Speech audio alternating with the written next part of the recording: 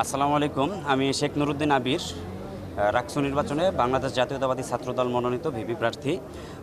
আমরা আসলে যে প্রশ্নটা করলেন যে শিক্ষার্থীদের সাথে আমাদের কখন আমাদের যোগাযোগটা শুরু হবে। শিক্ষার্থীদের সাথে আমাদের তো যোগাযোগ শুরু হয়েছে সেই ফ্যাসিবাদের আমল থেকেই। আমরা সব সময় ফ্যাসিবাদের আমলে শিক্ষার্থীদের পক্ষে এবং শিক্ষার্থীদের অধিকার আদায়ে, তাদের দাবি আদায়ে সবসময় কাজ করেছি।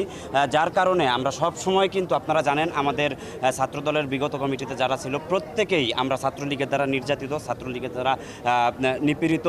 শুধুমাত্র শিক্ষার্থীদের যেই অধিকার, শিক্ষার্থীদের যেই দাবি, সেগুলো আমরা পূরণের জন্য সবসময় দাবি করেছি, রাজপথে লড়েছি। এজন্যই তো নতুন করে শিক্ষার্থীদের সাথে আমাদের শুরু করার কিছু নেই, আমাদের শুরু হয়ে গেছে বহু আগেই, শেষও নেই।